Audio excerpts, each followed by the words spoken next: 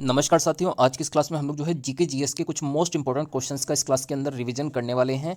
इस क्लास में जितने भी क्वेश्चन आपको कराए जाएंगे ये सभी विभिन्न परीक्षाओं में आए हुए प्रश्न हैं और इनके आने वाली परीक्षाओं में भी पूछे जाने की संभावनाएं हैं। तो चलिए करते हैं क्लास की शुरुआत। सबसे पहला प्रश्न है, भारत की पहली यूरेनियम की खान कौन सी है?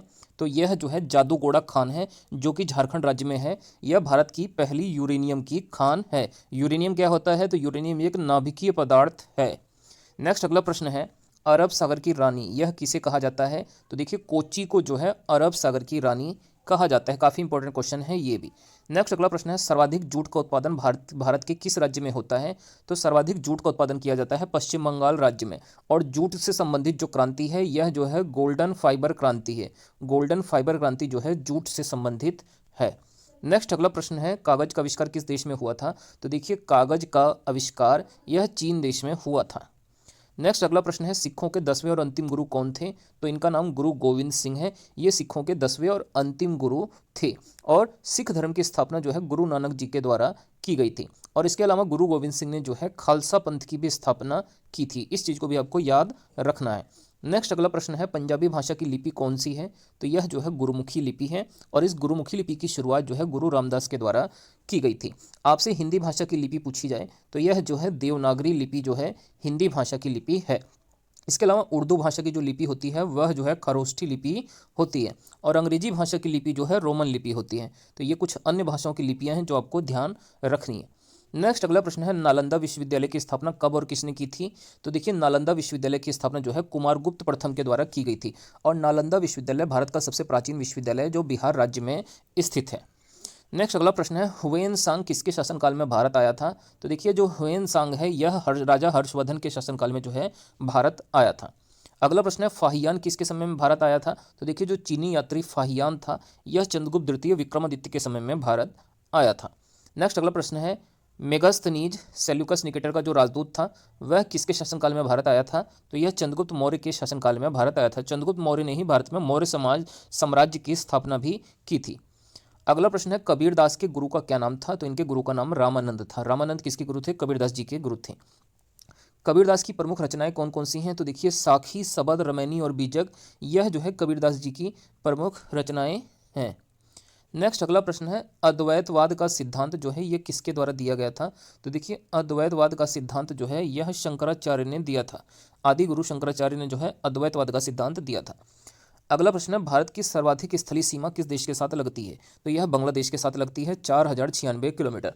भारत की स्थलीय सीमा जो है टोटल 7 देशों के साथ में लगती है, जिसमें से सबसे अधिक सीमा जो है बांग्लादेश के साथ लगती है। और बांग्लादेश के साथ भारत का लगने वाला सबसे अधिक सीमा वाला राज्य जो है पश्चिम बंगाल राज्य है। इसकी सीमा सबसे अधिक बांग्लादेश के साथ लगती है।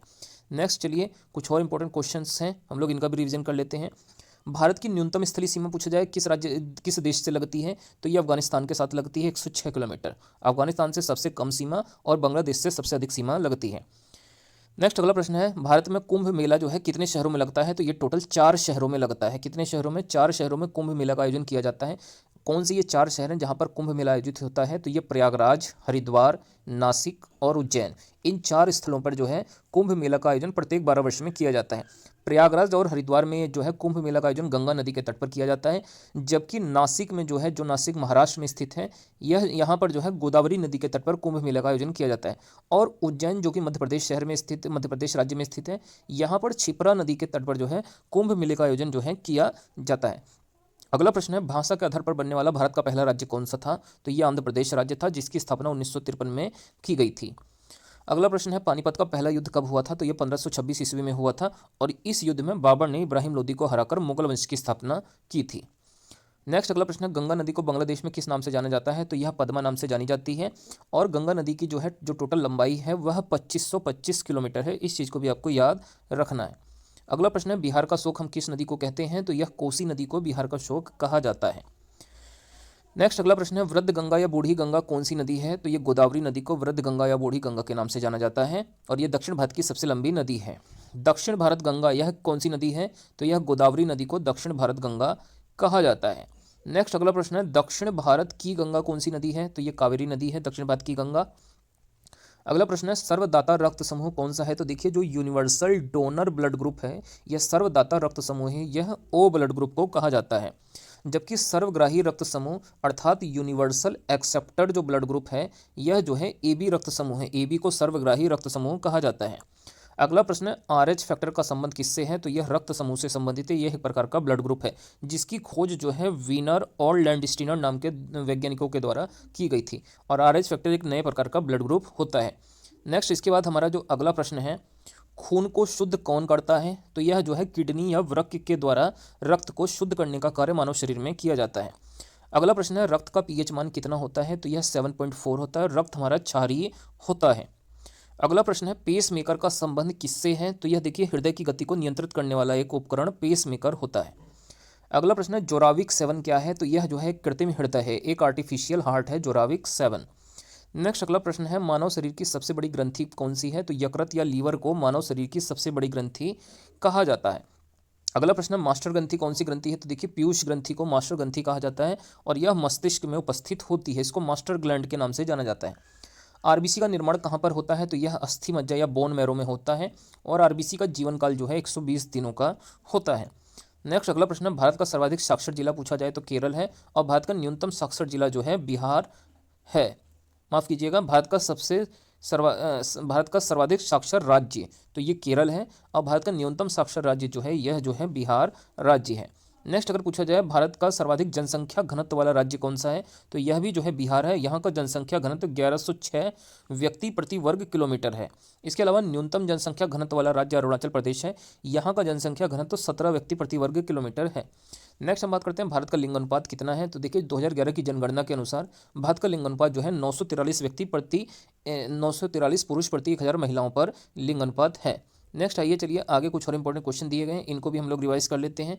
देखिए अगर आपसे पूछा जाए वायुमंडल में सर्वाधिक मात्रा में उपस्थित गैस कौन सी है, तो ये सर्वाधिक मात्रा में उपस्थित अक्रिय गैस कौन सी है, तो यह जो है आर्गन गैस वायुमंडल में उपस्थित सर्वाधिक मात्रा में अक्रिय गैस है। इसके अलावा ग्रीन हाउस गैसें कौन कौन सी हैं, तो देखिए chlorofluorocarbon gas, carbon dioxide, nitrous oxide, जल वाष्प और ओजोन, ये सभी गैसें जो हैं ग्रीन हाउस गैसें कहलाती हैं। CFC carbon dioxide, nitrous oxide, जल वाष्प और ओजोन गैस। इसके अलावा नेक्स्ट अगला प्रश्न है, पृथ्वी के सबसे नज़दीक स्थित वायुमंडल की परत कौन सी है, तो यह क्षोभ मंडल है और सबसे दूर स्थित जो है परत जो है यह बहिर्मंडल है। इस चीज़ को भी आपको याद रखना है। नेक्स्ट, ओजोन परत किस मंडल में उपस्थित होती है जो पराबैंगनी किरणों से पृथ्वी की रक्षा करती है, तो यह समताप मंडल में ओजोन परत पाई जाती है। इसके अलावा नेक्स्ट अगला प्रश्न है, ऑक्सीजन गैस की खोज किसने करी थी, तो देखिए ऑक्सीजन की खोज जो है सीले और प्रिस्टले नाम के वैज्ञानिकों के द्वारा की गई थी। टेलीविजन का आविष्कार किसने किया था, तो यह JL बेयर्ड ने किया था, जबकि दूरबीन का आविष्कार गैलीलियो के द्वारा किया गया है। और एक्सरे की खोज जो है रोएंटजन ने किया था। भाप इंजन का आविष्कार किसने किया, तो जेम्स वॉट ने किया। नेक्स्ट इसके बाद अगला प्रश्न है, सिंधु नदी का उद्गम कहाँ से हुआ है, तो यह मानसरोवर झील तिब्बत से हुआ है। अगला प्रश्न है, मयूर सिंहासन का निर्माण किसने करवाया था, तो यह शाहजहां के द्वारा मयूर सिंहासन का निर्माण किया गया था और शाहजहां के बचपन का नाम था खुर्रम। क्या नाम था शाहजहां के बचपन का, खुर्रम। नेक्स्ट, ताजमहल के वास्तुकार कौन थे, तो उस्ताद ईशा खां व उस्ताद अहमद लाहौरी यह ताजमहल के वास्तुकार थे, उस्ताद अहमद लाहौरी और उस्ताद ईशा खां। नेक्स्ट अगला प्रश्न, ताजमहल बनाने के लिए संगमरमर कहाँ से लाया गया था, तो यह मकराना राजस्थान से जो है ताजमहल को बनाने के लिए संगमरमर को लाया गया था। नेक्स्ट इसके बाद अगला जो हमारा प्रश्न है वह है लोक नृत्यों से जुड़ा हुआ। एक तरफ लोक नृत्य लिखे गए, एक तरफ उनके राज्य। कुचिपुड़ी किस राज्य का लोक नृत्य है, तो यह आंध्र प्रदेश राज्य का है। आंध्र प्रदेश का लोक नृत्य कौन सा है, कुचिपुड़ी। इसके अलावा बिहू, कलिगोपाल, खेल गोपाल और नट पूजा यह सभी जो है असम राज्य के जो है लोक नृत्य हैं। नेक्स्ट अगर आपसे पूछा जाए जट जटिन और विदेशिया, तो ये बिहार राज्य के प्रमुख लोक नृत्य हैं। इसके अलावा गरबा, दांडिया, टिप्पानी और भवई, तो ये सभी जो है गुजरात राज्य के लोक नृत्य हैं, गरबा, दांडिया, टिप्पानी और भवई। नेक्स्ट हम बात करें रऊफ और हिकत, यह जो है जम्मू कश्मीर राज्य के लोक नृत्य हैं। इसके अलावा यक्षगान जो है कर्नाटक राज्य का प्रमुख लोक नृत्य है।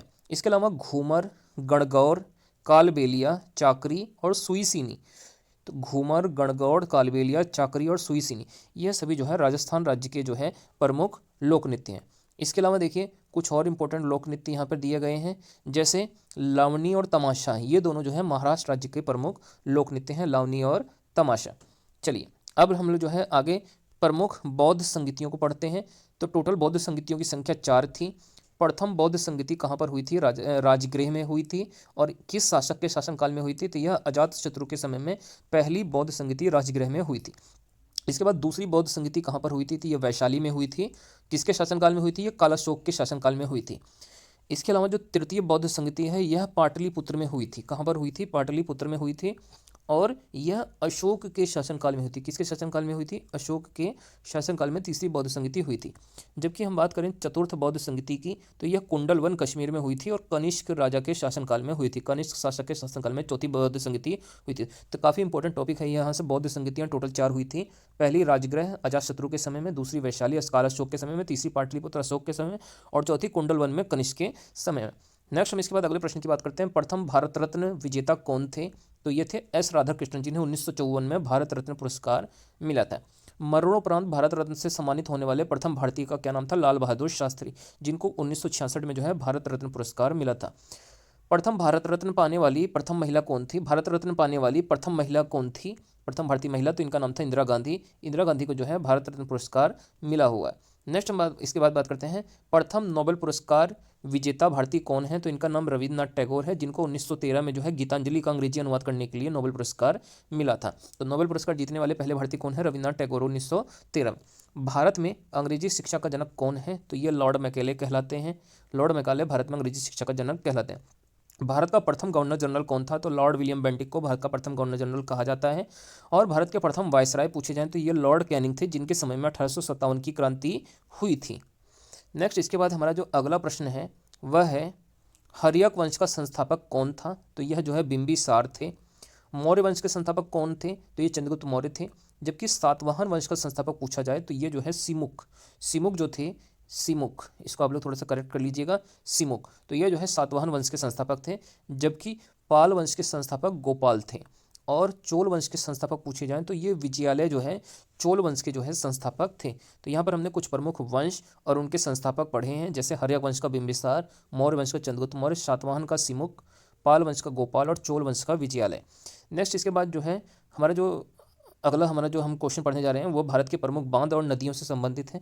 जैसे भाखड़ा नंगल बांध जो भारत का सबसे बड़ा बांध है, यह सतलज नदी पर पंजाब राज्य में स्थित है।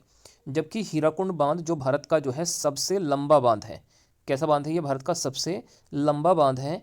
यह जो है महानदी पर स्थित है और उड़ीसा राज्य में जो है यह स्थित है। नेक्स्ट इसके बाद बात करते हैं टिहरी बांध। यह भारत का सबसे ऊंचा बांध है और यह भागीरथी नदी पर उत्तराखंड राज्य में स्थित है। तो यहाँ से देखिए 3 क्वेश्चन आपके एग्जाम के लिए इंपॉर्टेंट है। भाखड़ा नांगल बांध किस नदी पर है? सतलज पर। हीराकुंड बांध कौन सी नदी पर है? महानदी पर। और टिहरी बांध किस नदी पर है? भागीरथी नदी पर। भारत का सबसे बड़ा बांध कौन सा है? भाखड़ा नंगल। सबसे लंबा बांध है हीराकुंड बांध और सबसे ऊंचा बांध है टिहरी बांध। इसके अलावा बात करें अगले प्रश्न की तो नागार्जुन सागर बांध यह किस नदी पर है? कृष्णा नदी पर है। कहाँ पर? आंध्र प्रदेश राज्य में। माता टीला बांध कौन सी नदी पर है? बेतवा नदी पर, उत्तर प्रदेश राज्य के अंदर। हिडकल बांध यह घाटप्रभा नदी पर है, कर्नाटक राज्य में। इसके अलावा तुलबुल परियोजना जो है झेलम नदी पर है, जम्मू कश्मीर राज्य में। और काकड़पारा जो जल विद्युत परियोजना है यह ताप्ती नदी पर गुजरात राज्य में स्थित है, काकड़पारा परियोजना। इसके अलावा अगर आपसे पूछा जाए कि बताइए इडुक्की बांध यह किस नदी पर है? तो यह पेरियार नदी पर है, केरल राज्य में। और उकाई बांध पूछा जाए तो यह ताप्ती नदी पर है, गुजरात राज्य के अंदर। इस चीज़ को भी आपको याद रखना है। नेक्स्ट अगला प्रश्न है विश्व की सबसे बड़ी मीठे पानी की झील। तो यह सुपीरियर झील है जो कि यूएस से अमेरिका राज्य में स्थित है, अमेरिका देश में स्थित है सुपीरियर झील जो विश्व की सबसे बड़ी मीठे पानी की झील है। नेक्स्ट विश्व की सबसे बड़ी खारे पानी की झील का क्या नाम है? कैस्पियन सागर जो कि रूस देश में स्थित है। और विश्व की सबसे बड़ी लवणीय झील का नाम है वान झील, तुर्की देश में यह स्थित है। और एक झील आप लोग और याद कर सकते हैं, विश्व की सबसे गहरी झील जिसका नाम है बैकाल झील जो कि रूस देश में स्थित है। इसके अलावा अगर हम बात करें प्रमुख ऐतिहासिक घटनाओं की तो जो है पूना पैक्ट हुआ था 1932 में गांधी जी और अंबेडकर जी के बीच में। इसके अलावा भारत छोड़ो आंदोलन की शुरुआत भारत में कब से हुई थी? तो यह 8 अगस्त 1942 को शुरू किया गया था और उस समय भारत के वायसराय लॉर्ड लिनलिथगो थे। क्रिप्स मिशन भारत में कब आया था? तो यह 1942 में आया था। जबकि कैबिनेट मिशन भारत जो है 1946 में आया था। साइमन कमीशन भारत का आगमन कब हुआ था? तो यह 1928 में भारत आया था। जबकि अगर आपसे पूछा जाए प्रथम अंतरिम सरकार का गठन भारत में कब हुआ था? तो यह 25 अगस्त 1946 को जो है भारत में प्रथम अंतरिम सरकार का गठन हुआ था। नेक्स्ट इसके बाद अगर आपसे पूछा जाए हैली नाम का धूमकेतु कितने वर्षों में दिखाई देता है, तो यह 76 वर्षों में दिखता है। जौनपुर शहर की स्थापना किसने की थी, तो ये फिरोज शाह तुगलक के द्वारा की गई थी और जौनपुर शहर जो है गोमती नदी के तट पर स्थित है। आगरा शहर जो यमुना नदी के तट पर है, इसकी स्थापना सिकंदर लोदी के द्वारा की गई थी। मोपला विद्रोह कब और कहाँ हुआ, तो यह 1921 में केरल राज्य में हुआ था। इसके अलावा संयुक्त राष्ट्र महासभा की प्रथम महिला अध्यक्ष का नाम क्या था, तो यह विजय लक्ष्मी पंडित